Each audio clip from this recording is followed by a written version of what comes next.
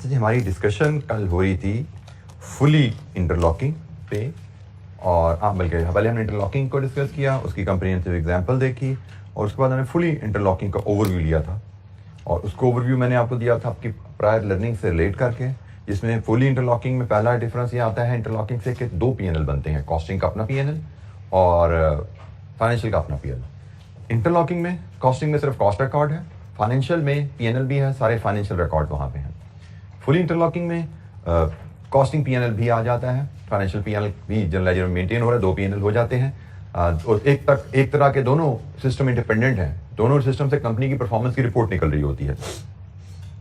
इसको हमने समझा ऐसे था कि फुली इंटरलॉकिंग में जनरल लेजर जो हेड ऑफिस है उसकी बुक कीपिंग बिल्कुल वैसे ही है जैसे हमने फाइनेंशियल अकाउंटिंग में सीखी हुई है, जिसमें परचेजेस रिकॉर्ड की जाती हैं, परचेजेस फिर फाइनेंशियल पीएनएल में डेबिट की जाती हैं, ओपनिंग स्टॉक डेबिट आता है, क्लोजिंग स्टॉक यहाँ से क्रेडिट किया जाता है, बिल्कुल जैसे फाइनेंशियल अकाउंटिंग में आपने बुक कीपिंग सीखी है। एग्जैक्टली सेम पैटर्न पे जनरल लेजर में फुली इंटरलॉकिंग में अकाउंटिंग की जाती है। और जो कॉस्ट लेजर होता है वहां पे हमने बात की थी कि ये बहुत हद तक सिमिलर है इंटीग्रेटेड सिस्टम से विद फ्यू एक्सेप्शन। और एक्सेप्शन क्या है कि इन्वेंट्री के अलावा कोई एसेट अकाउंट नहीं खोलना, इन्वेंट्री के अलावा किसी एसेट अकाउंट की जरूरत पड़ेगी, जैसे रिसीवेबल है आप जनरल लेजर कंट्रोल अकाउंट के थ्रू मेंटेन करोगे, जो फैक्ट्री के लेजर में हेड ऑफिस का अकाउंट है। आपने नंबर वन डिफरेंस इंटीग्रेटेड से इन्वेंट्री के अलावा कोई एसेट अकाउंट नहीं आएगा। नंबर टू, हेड ऑफिस के अकाउंट के अलावा कोई लायबिलिटी अकाउंट यहाँ नहीं आएगी। आपको कोई भी लायबिलिटी अकाउंट में एंट्री करनी है, जैसे आपने मटेरियल खरीदा, डेबिट मटेरियल क्रेडिट पेएबल करना है, इंटीग्रेटेड में तो क्रेडिट पेएबल नहीं होगा, credit general laser head office का अकाउंट हो जाएगा। और तीसरा अकाउंट एक्यूमुलेटेड प्रॉफिट यहाँ पे मेंटेन नहीं किया जाता। आपकी नॉर्मल एंट्री होती है debit PNL credit accumulated profits, accumulated profits equity account यहाँ पे है नहीं, तो वो भी फिर account entry general ledger control account में जाती है। तो आप एसेट लायबिलिटीज और इक्विटी को छोड़ दो तो बाकी सब कुछ फ्लो इसका जो है वो इंटीग्रेटेड जैसा ही है, ठीक है। तो कोई इसमें हमारे लिए भी कोई यहाँ पे नई चीज नहीं आएगी इंशाअल्लाह।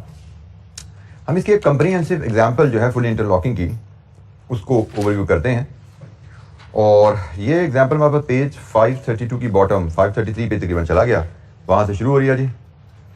सेम डाटा है, कोई नया डाटा नहीं है, वही opening inventory, raw material, finish goods की, वही purchases, issues, labour, total cost, direct production overhead incurred, absorb, completed production, closing stock, raw material ऊपर से निकलेगा, finish goods and then sale, everything is the same. और again यहाँ पे इसने एक तरह का मजीद हमें जो कॉस्ट लेजर कंट्रोल अकाउंट इसको उसने लिखा, जिसको हम कह रहे हैं कि हम इसको जनरल लेजर कंट्रोल अकाउंट भी कह सकते हैं, एक ही बात है, ठीक है। हम इसको जनरल लेजर कंट्रोल कह रहे हैं तो इसको हम जनरल लेजर कंट्रोल ही पढ़ लेते हैं।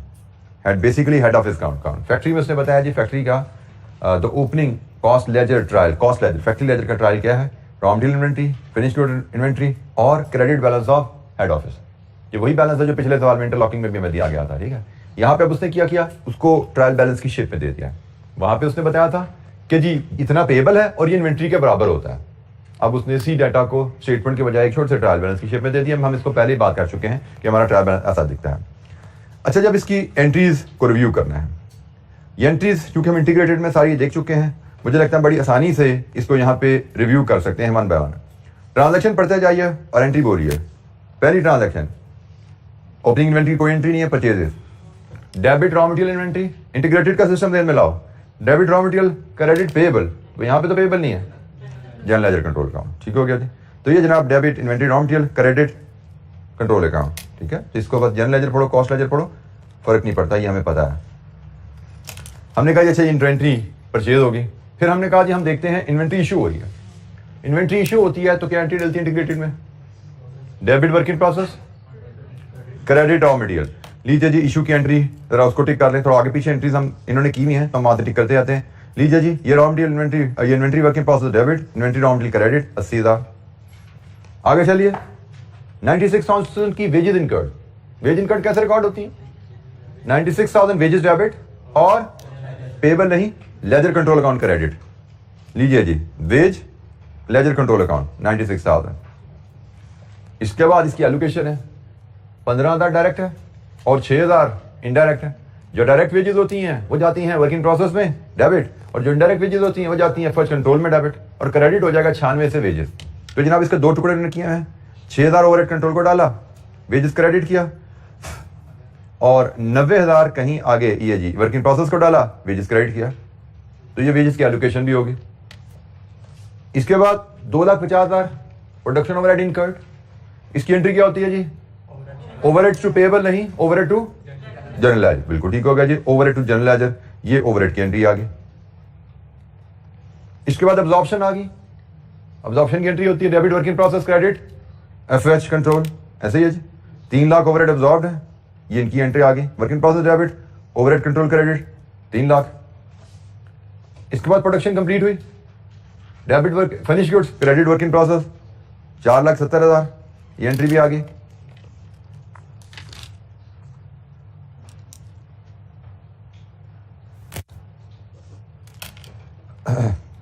इसके बाद कॉस्ट ऑफ सेल्स, अब पीएनएल बनना है ना, अब तो पीएनएल बना है, तो अब debit PNL credit finish goods inventory costing PNL बनेगा।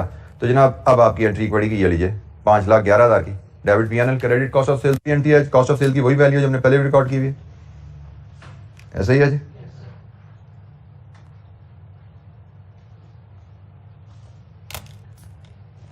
इसके बाद ओवर एंड एब्जॉर्ब की एंट्री है, ओवर एब्जॉर्ब है, ओवर एब्जॉर्ब है ना 44,000, डेबिट ओवरहेड क्रेडिट पीएनएल, लीजिए जी ये भी एंट्री भी आ गई 44,000 से। इसमें भी कोई चैलेंज हमारे पास नहीं है, सेम जो हमने इंटीग्रेटेड में सीखा था वही चल रहा है। और आई थिंक इसके बाद आखिरी एंट्री हमारी पीएनएल की, सॉरी सेल्स की। अच्छा बस वजह से देख लीजिए, यहाँ पे सेल्स की एंट्री क्या होती है?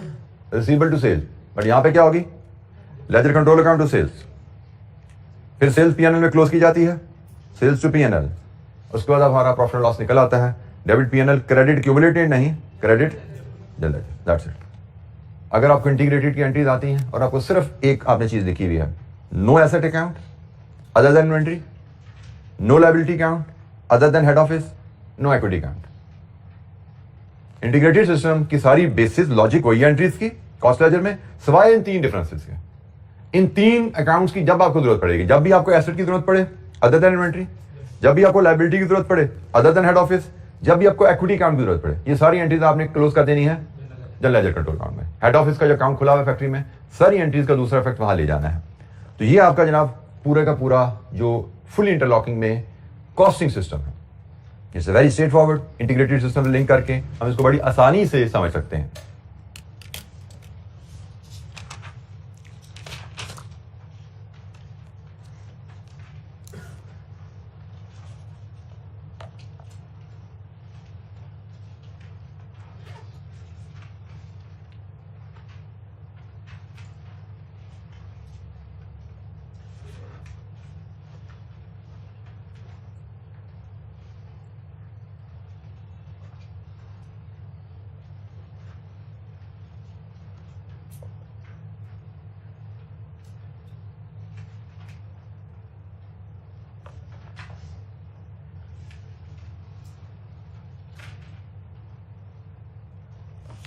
जी कोई सवाल? अच्छा यही ट्रांजैक्शन फाइनेंशियल अकाउंटिंग लेजर में कैसे रिकॉर्ड होगी? As learned by you in financial accounting. Purchases record होंगे जी वहां पे। फाइनेंशियल अकाउंटिंग में परचेज रिकॉर्ड होती हैं, क्या एंट्री आती है? Debit purchases, payable credit, payable या कैश क्रेडिट। फाइनेंशियल अकाउंटिंग में इश्यूज रिकॉर्ड होते हैं, फाइनेंशियल अकाउंटिंग में इश्यूज रिकॉर्ड नहीं होते। लेबर कॉस्ट जब पे होती है फाइनेंशियल अकाउंटिंग में रिकॉर्ड की जाएगी। एंट्रीज हम देखते जाते हैं, सॉरी इसको भी हम फॉलो करते जाते हैं एंट्रीज को।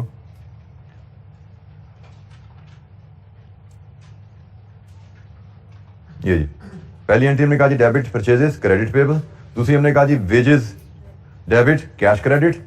वेजेस की एलोकेशन भी यहाँ नहीं की जाती डायरेक्ट इंडायरेक्ट में, मतलब है तो प्रोडक्ट, वेजेस तो प्रोडक्शन कॉस्ट है ना। हेड ऑफिस में फाइनेंशियल अकाउंटिंग में डायरेक्ट और इनडायरेक्ट में डिफरेंशिएशन नहीं की जाती। डायरेक्ट इंडायरेक्ट में डिफरेंशिएशन की जरूरत कब पड़ती है आपको? जब कॉस्ट अकाउंटिंग कर रहे हो, क्योंकि आपने डायरेक्ट कॉस्ट वर्किंग प्रोसेस को डालनी होती है और इनडायरेक्ट कॉस्ट ओवरहेड को डालनी है। तो वर्किंग प्रोसेस अकाउंट प्रोडक्शन का अकाउंट है, वो तो यहाँ बनता ही नहीं है फाइनेंशियल अकाउंटिंग में, ठीक है। तो फाइनेंशियल अकाउंट में सिर्फ वेजेस रिकॉर्ड होती है जी, प्रोडक्शन की सैलरी है। फिर प्रोडक्शन के ओवरहेड रिकॉर्ड होते हैं सिर्फ, debit overhead credit cash. Absorption financial accounting में नहीं होती। आगे चलेंगे, प्रोडक्शन कंप्लीट हुई, प्रोडक्शन रिकॉर्ड ही नहीं बन रहा, तो प्रोडक्शन कंप्लीशन की यहाँ पे एंट्री कौन सी डलेगी? क्लोजिंग स्टॉक, रेवेन्यू आ गया, यस क्लोजिंग स्टॉक और रेवेन्यू रिकॉर्ड होता है, लेकिन वो तब रिकॉर्ड होता है जब पीएनएल बनना शुरू होता है। ये 3 सिर्फ ट्रांजैक्शन फाइनेंशियल अकाउंटिंग में रिकॉर्ड हुई हैं। इसके बाद रेवेन्यू रिकॉर्ड होगा, इसके बाद आपका रेवेन्यू रिकॉर्ड होगा। ये मैं देखिए जी, डेबिट रिसीवेबल क्रेडिट सेल। अब पीएनएल बनना शुरू हो रहा है जी, अब आपका बनेगा पीएनएल। सबसे पहले ये रेवेन्यू आपका पीएनएल में गया, फिर आपका परचेजेस पीएनएल में गई, फिर आपकी वेजेस पीएनएल में गई, फिर आपके एक्सपेंसेस ओवरहेड पीएनएल में गए, फिर आपका opening stock raw material PNL में गया, फिर आपका फिनिश्ड गुड्स का क्लोजिंग स्टॉक पीएनएल में गया। यही ना सीखा हुआ। इसके बाद closing stock of raw material और closing stock of finished goods create किया जाता है। ये आपका closing stock of raw material debit credit PNL हुआ, 22,000 का रॉ मटेरियल था ना आपका। ये आपका इन्वेंट्री फिनिश्ड गुड्स डेबिट और पीएनएल क्रेडिट हुआ 58,750। कल कैलकुलेट किया था, इन दोनों की वैल्यू देखी थी ना, 80,750 आई थी। कल हमने रॉ मटेरियल की वैल्यू फिनिश्ड गुड्स की वैल्यू कल देखी थी। तो ये वो एंट्री आ गई, debit raw material credit PNL, debit finished good credit PNL. ये आपका पीएनएल भी कंप्लीट हो गया। अब आखिरी एंट्री आ गई है। इन सब ट्रांजैक्शन को जब पोस्ट करते हो, ये आपका पीएनएल है। मैं यहाँ पे पीएनएल आपके सामने अगर बनाऊं, आपने पीएनएल में परचेजेस डाली है 77,000 की, आपने पीएनएल में रॉ मटेरियल इन्वेंट्री डाली है ओपनिंग 25,000 की, आपने पीएनएल में फिनिश्ड गुड इन्वेंट्री डाली है 100,000 की, आपने पीएनएल में वेजेस डाली हैं 96,000 की, आपने पीएनएल में ओवरहेड डाले हैं 250,000 के, फिर आपने पीएनएल में सेल्स पोस्ट की हैं 540,000 की, आपने पीएनएल में रॉ मटेरियल का स्टॉक क्रेडिट किया है 22,000 का, आपने पीएनएल में फिनिश गुड्स क्रेडिट किया है 58,750 का। That's it. Debit minus credit, you should get to your profit, जो कि आपका क्यूमुलेटेड प्रॉफिट अकाउंट को ट्रांसफर होना है। कितना आ रहा है? 72750। इट्स द सेम जो हमने कल निकाला था। लीजिए जी, ये आपका पीएनएल अकाउंट बिल्कुल जैसे आपका फाइनेंशियल अकाउंटिंग में बनता है, एग्जैक्टली वही चीज है।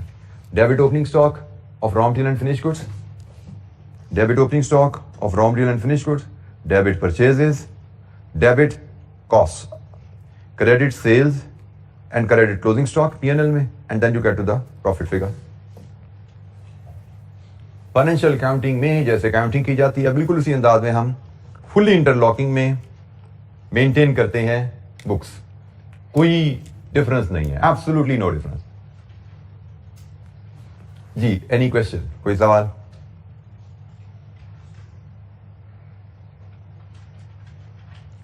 फुली इंटरलॉकिंग का भी अगर हम पीएनएल देखें, फुली इंटरलॉकिंग में जो हमने अभी हेड ऑफ फैक्ट्री बनाई थी, उसका पीएनएल अगर देखें हम, फैक्ट्री का पीएनएल अगर आप देखो, वहां पे आपने क्या क्या एंट्रीज पोस्ट की थी।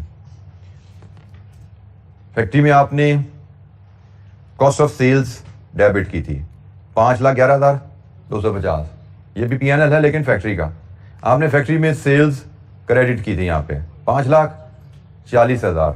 आपने एफओएच ओवर एब्जॉर्ब क्रेडिट किए थे 44,000। I think that's it. यहां से आपका पीएनएल आया जो आपने जनरल लेजर कंट्रोल अकाउंट को पोस्ट किया होगा 72,750। ये आपका कॉस्टिंग पीएनएल है।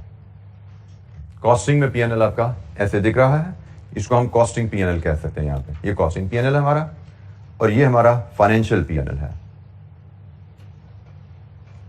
कॉस्टिंग पीएनएल और फाइनेंशियल पीएनएल। फाइनेंशियल पीएनएल बिल्कुल फाइनेंशियल अकाउंटिंग कैसा यहां बन रहा है। प्रॉफिट दोनों में सेम आ रहा है, प्रेजेंटेशन बस फर्क है, अकाउंटिंग एंट्रीज की ट्रीटमेंट फर्क है। जी, कोई सवाल?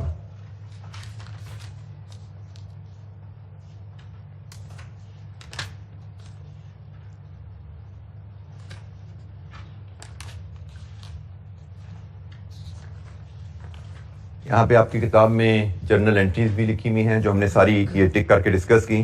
सारी काउंटिंग एंट्रीज हमने वन बाय वन डिस्कस की। अगर किसी एंट्री पे आपको कोई दिक्कत है, यहाँ से जनरल लेजर की एंट्रीज हैं, आप एक फुल फॉलो कर सकते हैं। 536 ऑनवर्ड ये एंट्रीज अवेलेबल हैं। ट्रांजेक्शन पढ़ के इन एंट्रीज को फॉलो कर। कोई अगर एंट्री की लॉजिक रैशनल आपको समझ नहीं आ रहा, पूछिए। यहाँ से नीचे जनरल लेजर की एंट्रीज हैं। ट्रांजेक्शन अपने सामने देखिए, जो कि पेज 534 पे अवेलेबल है। कहाँ पे जी? पेज 533 पे आपको सारी ट्रांजैक्शन अवेलेबल है फुली इंटरलॉकिंग के लिए, और पेज 536 ऑनवर्ड जनरल लेजर में पोस्टिंग अवेलेबल है। कोई एंट्री पे आपको कुछ दिक्कत है, गाइडेंस चाहिए, लॉजिक क्लियर नहीं है, प्रिंसिपली पूछिए।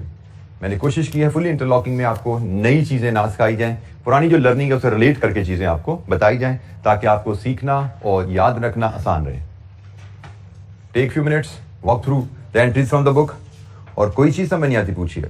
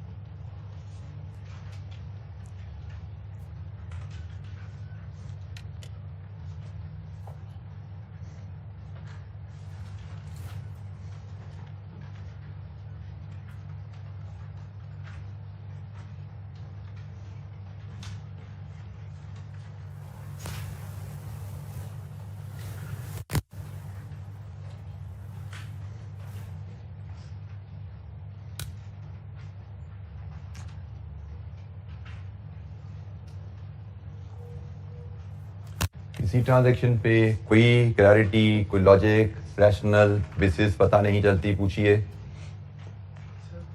जी बेटा।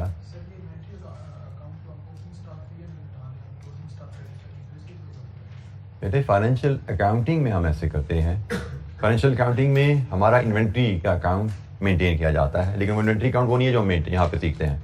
इन्वेंट्री अकाउंट में हम सिर्फ 2 एंट्रीज डालते हैं, एक पीरियड के स्टार्ट में, जैसे ये यहाँ पे उसने रॉ मटेरियल की बात करके के ये ओपनिंग इन्वेंट्री ब्रॉड फॉरवर्ड है। रॉ इन्वेंट्री अकाउंट में हमारी साल में एंट्री सिर्फ 2 आएंगी, एक ये जो ओपनिंग स्टॉक है इसको पीएनएल को ट्रांसफर कर दो, और दूसरा पीएनएल से क्लोजिंग स्टॉक यहां पे ले आओ, और ये क्लोजिंग स्टॉक फिर इधर से कैरिड फॉरवर्ड होता है, ये अगले पीरियड का ब्रॉड फॉरवर्ड एसेट बन गया हमारा। ठीक है, तो इन्वेंट्री अकाउंट में हमारे पूरे साल में सिर्फ 2 एंट्री आती हैं। एक तो पहले ब्रांच ब्रॉड डाउन हुआ, ये तो एंट्री नहीं है, ये हमारा एसेट है पिछले पीरियड का ब्रॉड डाउन। जब पीएनएल बनेगा पीरियड एंड पे हमने ओपनिंग स्टॉक को बैलेंस शीट में पीएनएल में भेजना है, जैसे ये यहां से पीएनएल भेज दिया, डेबिट पीएनएल क्रेडिट इन्वेंट्री कर दिया, ये अकाउंट जीरो हो गया। फिर हमने क्लोजिंग स्टॉक पीएनएल में क्रेडिट करना होता है ना, क्लोजिंग स्टॉक पीएनएल में क्रेडिट होना होता है, वो डेबिट यहां पे आगे हो रहा है। बस ये 2 एंट्रियां हुई हैं, नतीजतन क्लोजिंग बैलेंस क्या बचा 22,000, वो कैरी डाउन हो गया। ओपनिंग तो पीएनएल में चला गया ना, क्लोजिंग जो क्रिएट किया ये हमारा कैरी डाउन हो गया। यही हमने फिनिश गुड्स के साथ किया है, ओपनिंग ब्रॉड डाउन था, इसको पीएनएल में भेजा, और क्लोजिंग यहाँ पे डेबिट करके पीएनएल को क्रेडिट किया हुआ, और यही फिर हमारा कैरी डाउन आगे हो रहा है, ये हमारा बैलेंस शीट में जा रहा है।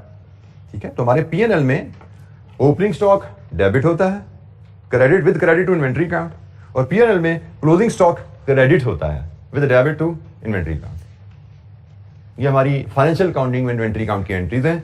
इन्वेंट्री अकाउंट जो हम कॉस्ट अकाउंटिंग में मेंटेन करते आ रहे हैं वो फर्क है। फाइनेंशियल अकाउंटिंग में परचेज अकाउंट अलग है, इन्वेंट्री अकाउंट अलग है, कंजम्पशन का कोई रिकॉर्ड नहीं रखा जाता। हम पूरा साल परचेजेस रिकॉर्ड करते रहते हैं, पीरियड एंड पे हम कंजम्पशन पीएनएल के थ्रू निकल रही होती है, opening stock plus purchases minus closing stock, ultimately consumption charge होगी ना पीएनएल में। Opening stock of raw material plus purchases minus closing stock of raw material, this is of consumption is being charge in this PNL. Statement form में डालते हो PNL तो आप इस तरह ही बनाते हो, opening plus purchase minus closing is equal to consumption. PNL statement में भी बनाते हैं ना, इसको हम टी में भी ऐसे प्रेजेंट कर सकते हैं। This is how we present it in T account, ledger account. Financial accounting में परचेज अकाउंट अलग होता है, इन्वेंट्री का अकाउंट अलग है। Inventory is asset account and no consumption are recorded.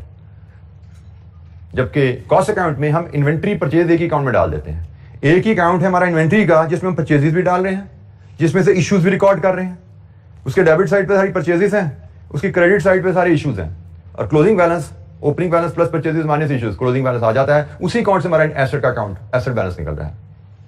Financial account में एसेट का बैलेंस आपका अवेलेबल नहीं होता, आप साल के एंड पे कैलकुलेट करते हो मेरे पास क्लोजिंग स्टॉक कितना पड़ा है, जितना क्लोजिंग स्टॉक पड़ा है debit closing stock credit PNL ये एंट्री डालते हैं फाइनेंशियल अकाउंटिंग में। इतने अजनबी क्यों लग रहे हैं मुझे? फाइनेंशियल अकाउंटिंग पढ़ी भी है ना, कितनी पढ़ी हुई है? R2 भी पढ़ ली हुई है। और सवाल मुझसे क्या पूछ रहा है, इन्वेंट्री क्या होती है? बेटा मैं समझा तुमने इंट्रो भी नहीं पढ़ी, मैं ऐसे टाइम लगा जा रहा हूं। फिर तुम्हें पहले बताता R2 पढ़ी, मैं तो 2 लगा के आगे गुजर जाता है, बोलता भी ना इतना मैं। जी एनी क्वेश्चन, कोई सवाल? अच्छा जी, अब हम जरा इसके पास पेपर क्वेश्चन की तरफ आते हैं। पहला क्वेश्चन है manufacturing company, a manufacturing company requirement से बात शुरू करेंगे। Open ledger accounts for the above item in the cost ledger. ठीक है जी, कॉस्ट लेजर की बात कर रहा है, इसका मतलब कोई इंटरलॉकिंग वाली कहानी है, इंटीग्रेटेड नहीं है। Post the following items which occurred in the 4 month period up to 31 October and open up other accounts. मतलब 4 अकाउंट्स ऊपर वाले खोलने हैं, मतलब अबव अकाउंट्स खोलने हैं ये वाले, और इसके अलावा अदर अकाउंट भी खोलने हैं एज कंसिडर्ड नेसेसरी, जिसकी जरूरत पड़े, इंक्लूडिंग कॉस्टिंग प्रॉफिट लॉस। अब यहां से आपको पता लग गया कौन सा सिस्टम है ये, फुली इंटरलॉकिंग सिस्टम। पहले समझना जरूरी है कि किस सिस्टम के तहत एंट्रियां डलनी है, क्योंकि आपको पता है एंट्रियां डेबिट क्रेडिट बदल जाती हैं सिस्टम के हिसाब से। जब आप इंटीग्रेटेड में हैं तो डेबिट क्रेडिट कुछ और है, जब इंटरलॉकिंग में है तो डेबिट क्रेडिट कहानी फैक्ट्री की हेड ऑफिस में तकसीम हो जाती है, और फुली इंटरलॉकिंग में आते हैं तो पैटर्न कहानी का बिल्कुल बदल जाता है। ठीक हो गया? तो यहां पे उसने बता दिया, यहां से मैं बता दिया कि भाई कॉस्टिंग पीएनएल भी बनना है, इसका मतलब ये फुली इंटरलॉकिंग की कहानी है, उसके हिसाब से चलना है। और फुली इंटरलॉकिंग में कॉस्ट लेजर, अब इसका असूल मैं याद करा दूं आपको। हमने कहा था फुली इंटरलॉकिंग में कॉस्ट लेजर बिल्कुल वैसा ही है जैसे इंटीग्रेटेड में करते हैं with 3 exception, no asset account other than inventory, no liability account other than general ledger control account and no equity और कैपिटल अकाउंट। ये 3 एडजस्टमेंट्स हैं। इसके अलावा बाकी हमने कहा जी सब कुछ इंटीग्रेटेड वाली एंट्रीज हैं। अब हम सवाल पढ़ लेते हैं। पहले ये डाटा ऊपर से पढ़ते हैं, फिर नीचे ट्रांजैक्शन उनको पढ़ते हैं। As at 1 July a manufacturing company had the following balances in a general ledger adjustment account in its cost ledger. Cost ledger में उसने balances बताए हैं। General ledger adjustment account, balance brought forward credit, store ledger control account, finished goods control account, work in process control account. अच्छा, यहाँ पे थोड़ी सी इसने ambiguity रखी है। हम इसको मैं आपको एक्सप्लेन करता हूँ तो आपके लिए कहानी बड़ी आसान हो जाएगी। ये बेसिकली स्टोर लेजर इसने रॉ मटेरियल की जगह अल्टरनेट टर्म यूज की है। ये बेसिकली आपके इन्वेंट्री अकाउंट है, raw material, finish goods, work in process, और ये आपका जनरल लेजर कंट्रोल अकाउंट का बैलेंस ब्रॉट फॉरवर्ड जो क्रेडिट है। ये क्रेडिट है, ये सारी इन्वेंट्री है, ये डेबिट होती हैं। इन सब का सम करोगे ये भी 5625। ये छोटा सा आपका का ट्रायल उसने दे दिया आपको। कॉस्ट लेजर का ट्रायल है ये ब्रॉट फॉरवर्ड क्रेडिट बैलेंस है, और ये आपके इन्वेंट्री के बैलेंसेज हैं, ये डेबिट बैलेंस है कॉस्ट लेजर में। तो ये डेबिट 5625, ये क्रेडिट 5625, ये आपके ओपनिंग बैलेंसेज आ गए कॉस्ट लेजर के ट्रायल के। उसने कहा जी open ledgers of for the above item, मतलब इन 4 के लेजर खोलने आपने, और किसी और की जरूरत पड़े वो भी खेल लेना, नीचे ट्रांजैक्शन उनको रिकॉर्ड करना है। हम काम क्या करते हैं, पहले हम लेजर ओपन अप कर देते हैं, फिर हम नीचे ट्रांजैक्शन पढ़ते जाएंगे, उनको साथ साथ पोस्ट भी करते जाएंगे। पहले हम ये 4 लेजर अकाउंट्स ओपन कर लेते हैं अपने पास। इन लेजर अकाउंट्स को ओपन करने के लिए मैं पहले अपने सफ़े के कर लेता हूँ जी पेज के 2 हिस्से, और इन 2 हिस्सों में अब यहां पे हम लेजर खोल लेते हैं। 1 2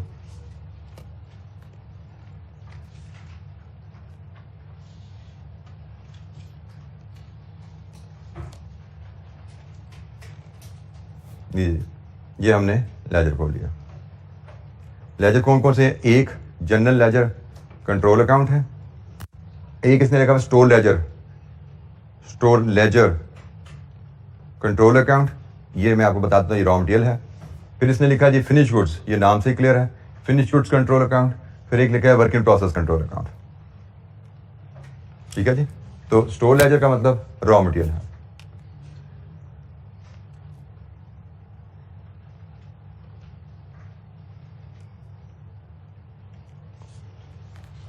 अच्छा, सबसे पहले बैलेंसेस ब्रॉट फॉरवर्ड पोस्ट करें। जनरल लेजर का ब्रॉट फॉरवर्ड है 5625 क्रेडिट, रॉ मटेरियल का 2125 डेबिट, फिनिश गुड्स का 1500 डेबिट, और वर्क इन प्रोसेस 2000 डेबिट। लीजिए जी, ये 4 अकाउंट हमने खोल लिया है। इसके अलावा भी खोलेंगे जैसे जैसे हमें ज़रूरत पड़ेगी, उसने हमें जो कहा है। फिलहाल इन 4 अकाउंट के साथ हम अब ट्रांजैक्शन पढ़ना शुरू करते हैं 1 बाय 1 और उनको पोस्ट करते हैं किताब में page 539। Transaction number 1, stock material purchase, raw material purchase ना, क्या एंट्री आएगी? रॉ मटेरियल डेबिट कितने अमाउंट से? 12,000 से, और credit general ledger control account, बिल्कुल ठीक है जी, 12,000 से। ये जी हमने कहा जी स्टोर लेजर कंट्रोल अकाउंट को चला गया। कोई एंट्री की लॉजिक समझना है पूछिएगा।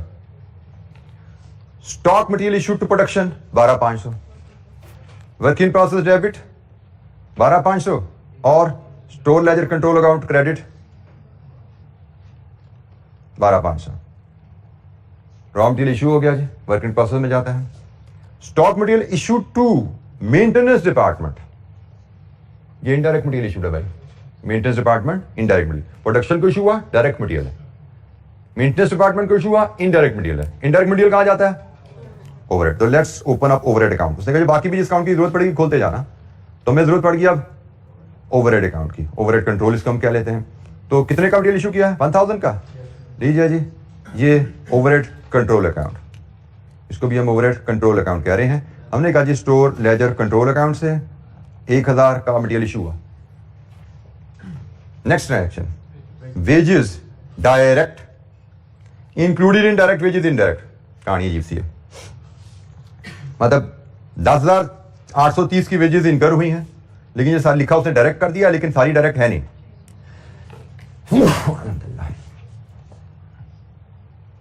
वेजेस, वेजेस इनकर हो रही हैं। डेबिट वेजेस कितनी 10,830 और क्रेडिट फैक्ट्री की कॉस्ट कौन पे करता है? Head office, general ledger control account.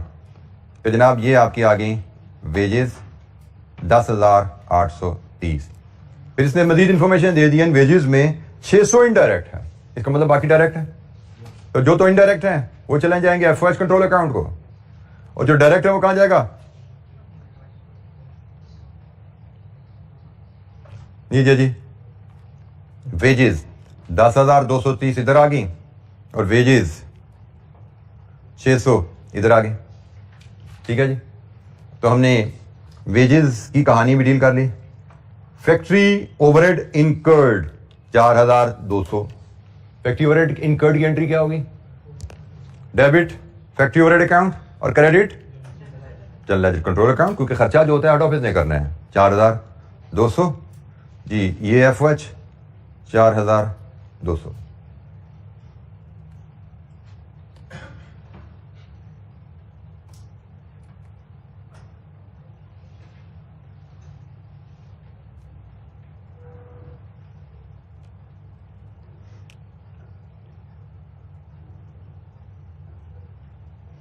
Next transaction क्या जी?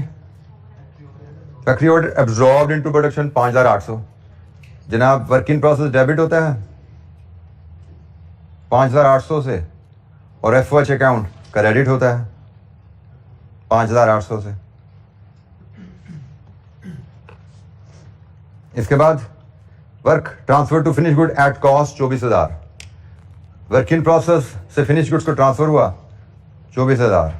वर्क इन प्रोसेस क्रेडिट हुआ, फिनिश गुड्स डेबिट हुआ 24,000। Factory cost of sales, product बिक गई, कॉस्ट ऑफ सेल्स का अकाउंट खोल लो। क्या एंट्री डलेगी? Cost of sale debit, finish goods credit, कितना जी? 22,500।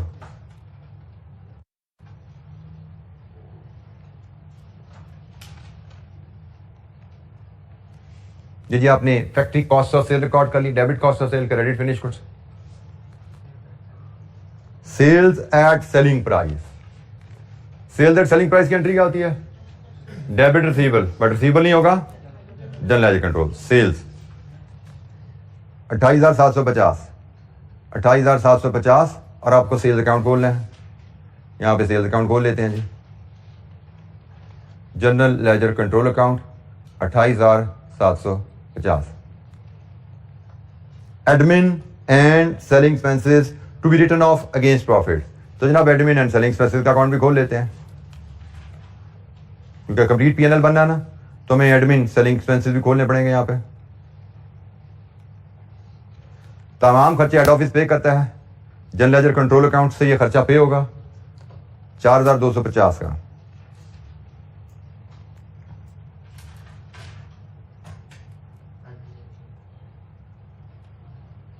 $4,250 का ट्रांजेक्शन सारी पोस्ट होगी। अब अकाउंट्स क्लोज करना शुरू करते हैं। यहीं से शुरू करते हैं। सबसे पहले फिनिश गुड्स, फिनिश गुड का बैलेंस कैरी डाउन बताइए क्या आ रहा है जी? 25,500 माइनस 22,500, 3,000, ऐसे ही है जी। ये हमारा क्लोजिंग बैलेंस इन्वेंट्री का आ गया। अकाउंट क्लोज हुआ। नेक्स्ट रॉ मटेरियल क्लोज कीजिए। यहां पे टोटल है 14,125, इसमें से माइनस कीजिए ये 13,500, 625 लीजिए जी। ये बैलेंस कैरी डाउन है, ये अकाउंट भी क्लोज हो गया। इन्वेंट्री तो एसेट अकाउंट है ना, तो ये जी इसका भी बैलेंस क्लोज हो गया। वर्क इन प्रोसेस को क्लोज कर लीजिए। इसका डेबिट टोटल क्या है?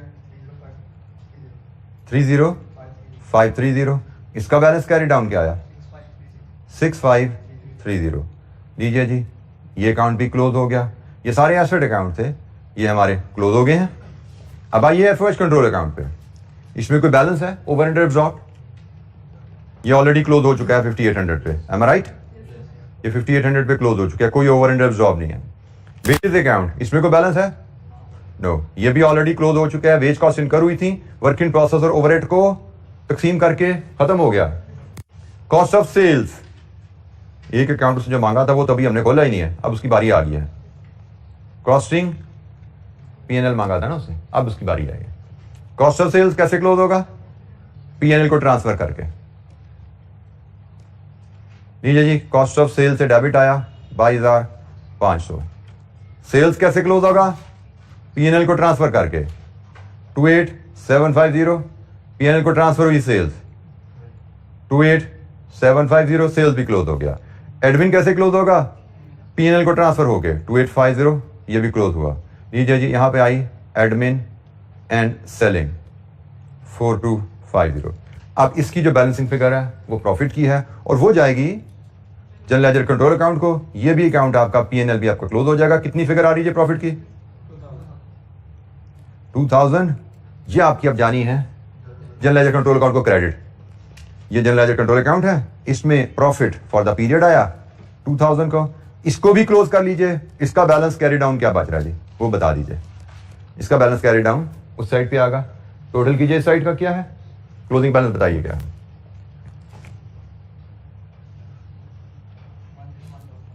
10,155। ये आपका अकाउंट क्लोज हो गया। और आप अगर टेस्ट करना चाहे आपकी काउंटिंग ठीक है तो ये आपके एसेट इन्वेंट्री हैं, इनका सम कीजिए। इन तीनों का सम उससे मैच होना चाहिए, क्योंकि ये आपके 3 इन्वेंट्री अकाउंट्स हैं। एसेट अकाउंट है, वो एक लायबिलिटी अकाउंट है, बाकी सारे अकाउंट क्लोज हो गए ना नीचे फैक्ट्री लेजर में। बाकी सारे अकाउंट क्लोज हैं, सिर्फ ये 3 इन्वेंट्री अकाउंट रह गए हैं और एक ये अकाउंट रह गया जो हमने कहा था हमारा ट्रायल बैलेंस होता है। ओपनिंग ट्रायल देखा था ना आपने, ये आपका क्लोजिंग ट्रायल बन गया। 1 2 3 सम कीजिए, मैच हो रहा है। 3,000 जमा 56530 जमा 625 10,155। इसका मतलब आपकी काउंटिंग ठीक हुई है, आपने तमाम एंट्रीज ठीक पोस्ट की हैं। ये हमारा एक चेक है कि हमारे पीरियड एंड पे इन्वेंट्री में जो अकाउंट्स में एसेट पड़ा हुआ है उसका बैलेंस मैच होना चाहिए हमारे जनरल लेजर कंट्रोल अकाउंट के क्रेडिट बैलेंस से। डेबिट एंड क्रेडिट, ये हमारा एक छोटा सा ट्रायल है। हमें ओपनिंग ट्रायल उसने दिया था, ये हमारा एक तरह का क्लोजिंग ट्रायल आप कह सकते हैं। अगर मैं प्रेजेंट करूं ओपनिंग, बल्कि हम यहां पे मैं अकाउंट्स लिखता हूं, general ledger control account, store ledger control account, finish goods control account and work in process control account. हमारा ओपनिंग ट्रायल बैलेंस हमें जो गिवन है डेबिट क्रेडिट, हम वो भी पोस्ट कर लेते हैं और फिर हमने क्लोजिंग ट्रायल बैलेंस जो बनाया है वो भी पोस्ट कर लेते हैं, debit credit. Opening trial balance में हमें जो फिगर्स दी गई थी, स्टोर लेजर 21 डेबिट 2125 1500 2000 और यहां पे थी 5625। क्लोजिंग हमने जो ट्रायल बनाया है, रॉ मटेरियल कितना था? Raw material 625 finish goods 3000 and then work in process 6530 और ये है जी 10155। लीजिए जी, ये हमारा ट्रायल बैलेंस ओपनिंग और क्लोजिंग। ये ओपनिंग ट्रायल था हमारे पास, ये क्लोजिंग ट्रायल था। ट्रायल अगर मैच है इसका मतलब अकाउंटिंग एंट्रीज हमारी ठीक हुई है। इसके अलावा हमारे पास कोई अकाउंट ओपन नहीं बचा, बाकी सारे अकाउंट क्लोज हो चुके हैं। 999999 नो बैलेंस, 9999 नो बैलेंस। पर यहां पे भी बैलेंस, यहां पे भी बैलेंस, यहां पे भी बैलेंस, यहां बैलेंस। सिर्फ 4 अकाउंट है जिनमें बैलेंस बचा है, उनसे हमारा ट्रायल बन गया। बाकी सारे account without any balance close किए हमने।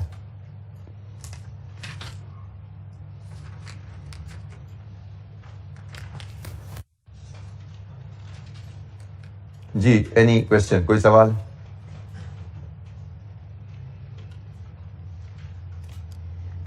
चार accounts and any other accounts, तो एनी अदर के चक्कर में 1 2 3 4 5 6 अकाउंट्स हमारे और खुल गए।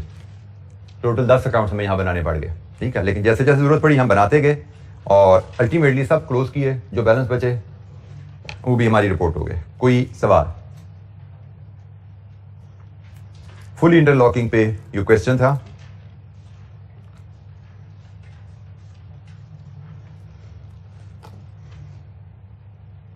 किसी ट्रांजैक्शन की रिकॉर्डिंग में आपको कोई दिक्कत है? ये हमारे पास ट्रांजैक्शंस थी जो हमने रिकॉर्ड की हैं। कोई ट्रांजैक्शन रिकॉर्ड करने में आपको समझ नहीं आई फुली इंटरलॉकिंग में कैसे होनी है, पूछिए।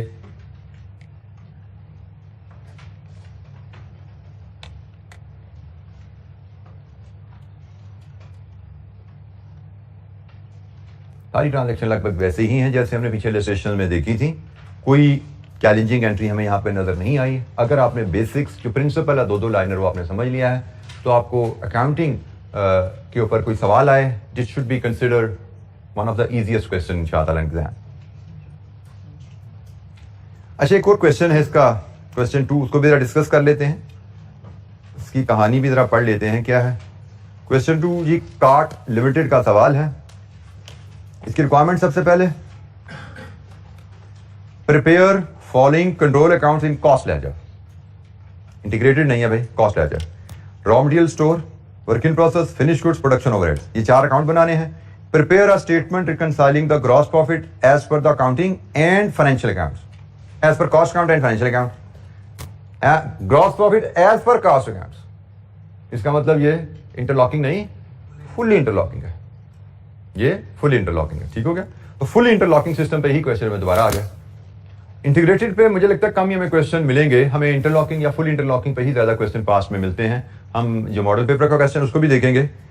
मॉडल पेपर का क्वेश्चन नंबर 3 में आ रहा है, स्प्रिंग 11 में कभी आया हुआ वो क्वेश्चन जो उन्होंने मॉडल पेपर में डाला हुआ है।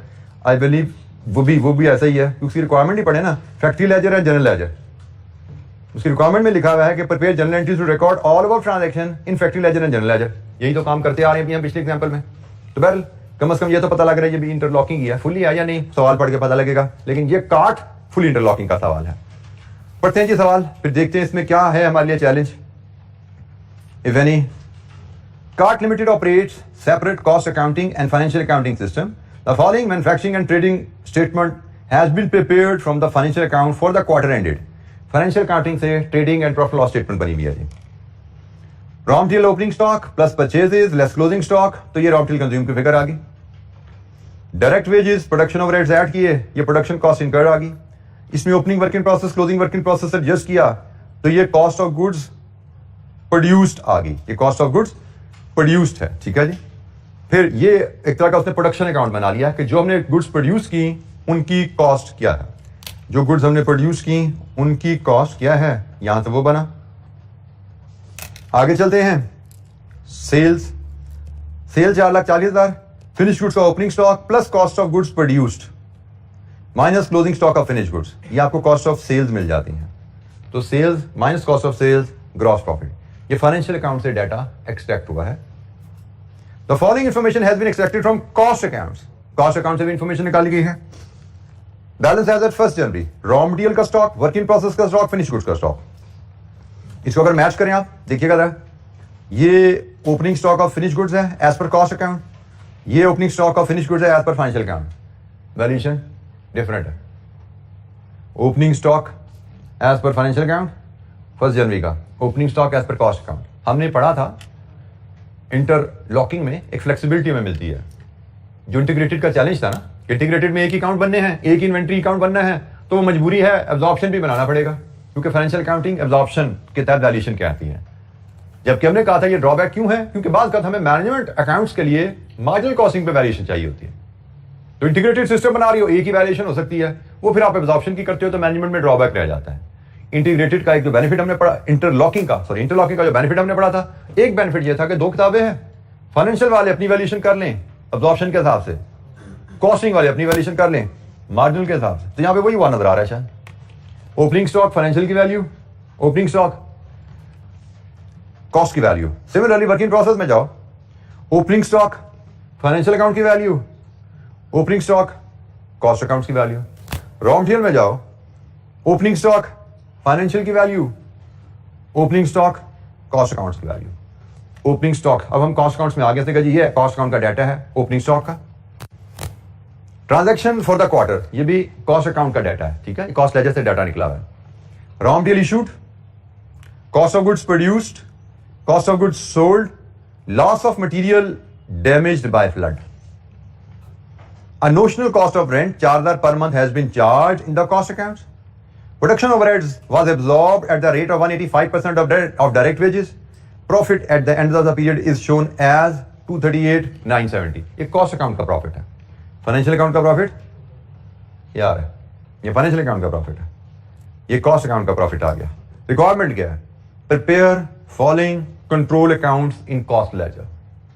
कॉस्ट लेजर में raw material, work in process, finish goods, production overheads, ये अकाउंट बनाएंगे। अच्छा, इन अकाउंट्स में रॉ मटेरियल का अकाउंट की मैं बात करूं, अगर रॉ मटेरियल अकाउंट में क्या क्या एंट्री आती है कॉस्ट लेजर में?